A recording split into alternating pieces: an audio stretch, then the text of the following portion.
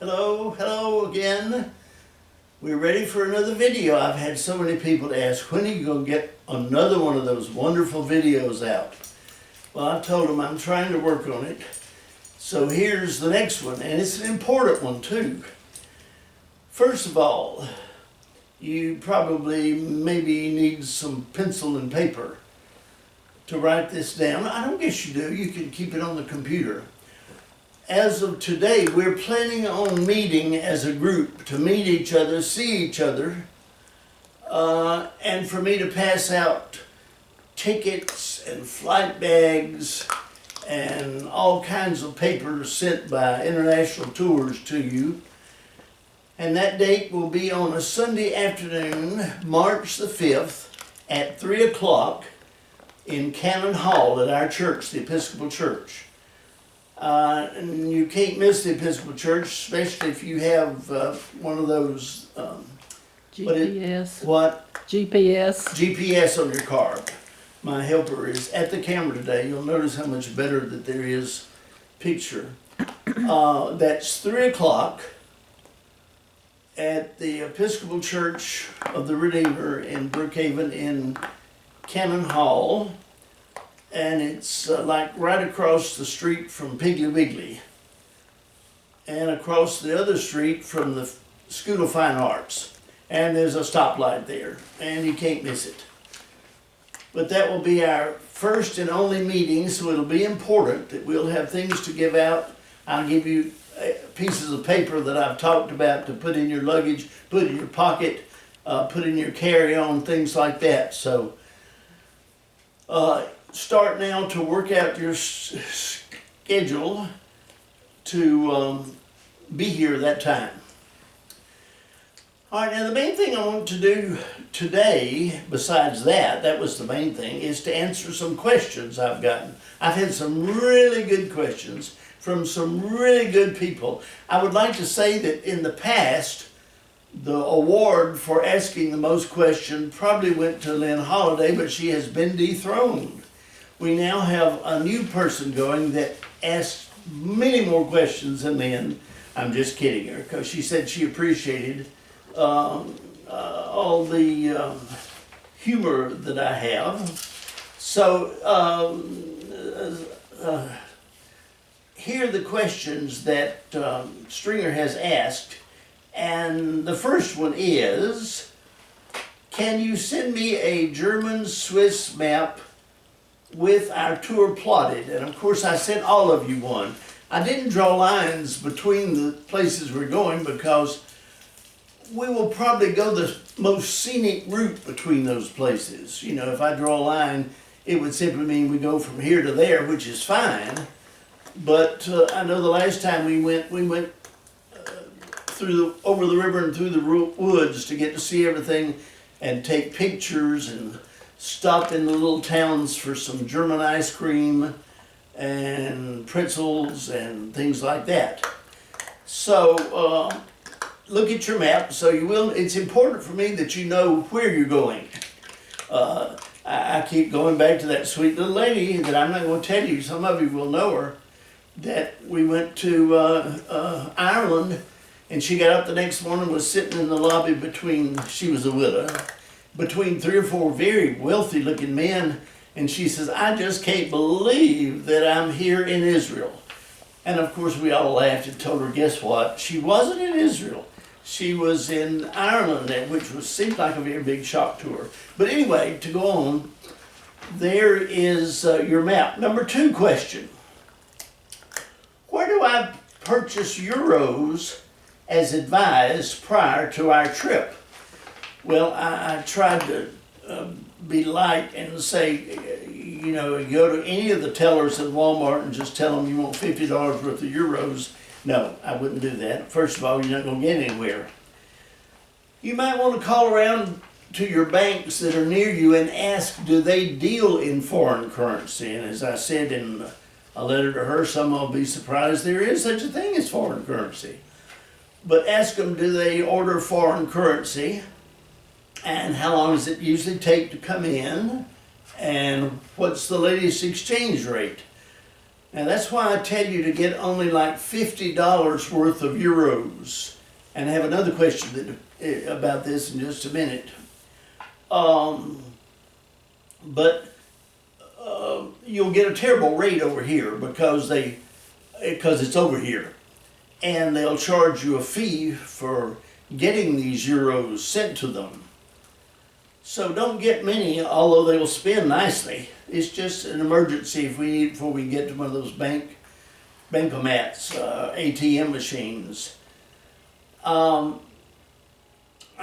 skip and wait for this other lady's question that refers to that in a minute. But do go to your bank, call around and see which one has the best rate, the best time, and how long it'll take to get here. I think that's the same thing. Number 3, this is a good one. Do they have restrooms overseas? No, that's not quite what it says, is it? It says, I have heard that public restrooms are scarce. Is this true? I don't think it's true. Pat, do you feel like that's true? Pat says no, and if Pat says there are enough restrooms, I assure you there are enough restrooms. But anyway, no, and if somebody's having a fit and needs to stop, we usually stop. We find a nice woody place on the side of the road. No, but there are plenty of restrooms. I don't think you have to pay anything in Germany and in France. You have to deposit a coin. Oh, I could tell you some good stories about France and their restrooms, but I won't till the live meeting. But no, you'll be able to find restrooms everywhere. So don't worry about that, I promise you.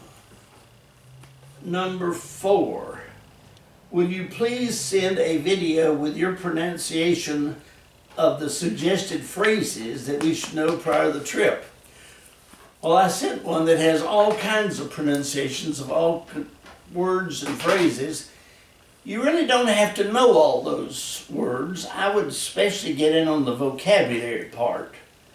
Find the name of things like in the restaurant. Well, I told you last time on the video, you need to know Guten Morgen or Guten Tag, good afternoon. And Danke is thank you. And when somebody tells you Danke, you say Bitte back to them, which means thank you and you're welcome. And as Pat always reminds me, Where ist der Bottenzimmer? Where is the bathroom? That's easy, Bottenzimmer. I think I told you this. Botten is bath and Zimmer is room.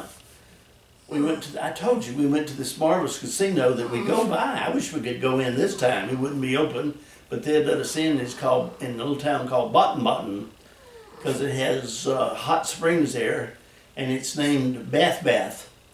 Botten sounds a little better than Bath, but you will be able to find restrooms, and I won't pronounce all that, although you can find many of these on YouTube, on your computer.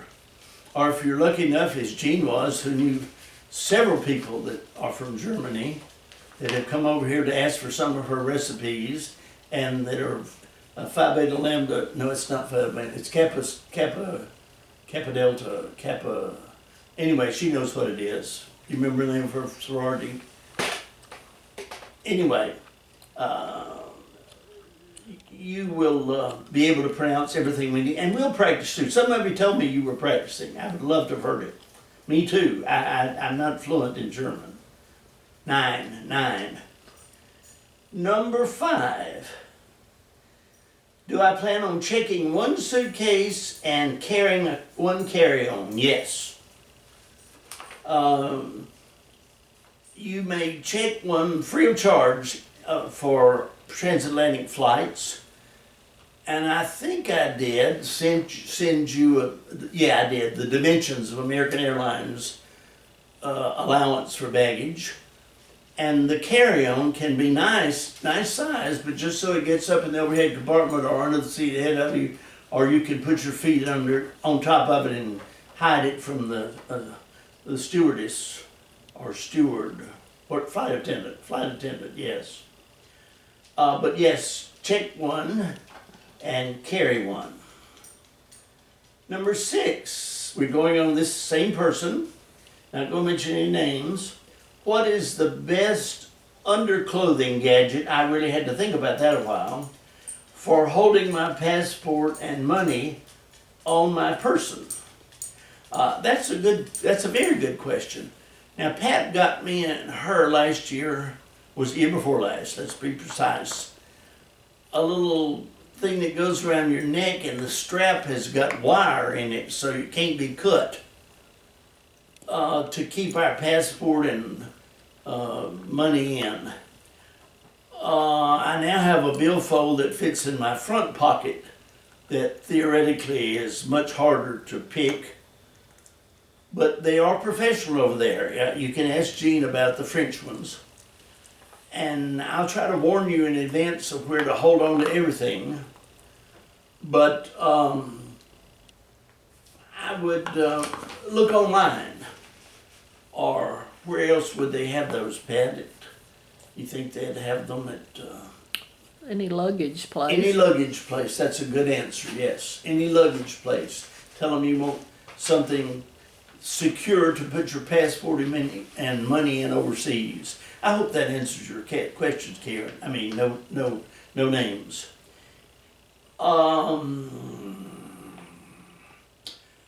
I think that's all of that person. Now I have another good question from Lynn H., who wrote in and said, since we're going to 2 countries with 2 different monetary units, and I don't know whether you noticed that or not, but in Germany and all around Germany, they use the euro, like France and Italy and Northern Ireland, all those places, Greece. But in Ireland, in Switzerland, they have the Swiss franc. And that brings up another question. Don't let me forget to come back to that.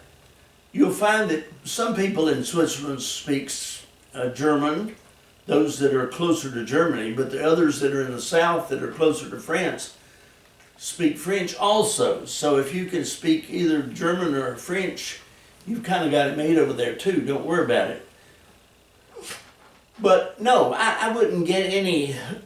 I think that Lynn is talking about the $50 worth of money I told you to get before we go. Get it all in euros, because you won't need any Swiss francs for several days. And of course you can change what euros you have over into francs, and or dollars that you have into francs. And I told you the exchange rate is really good. Maggie, our dachshund, is down here because she gets very upset when we talk about that we're going to her homeland. She's German, of course.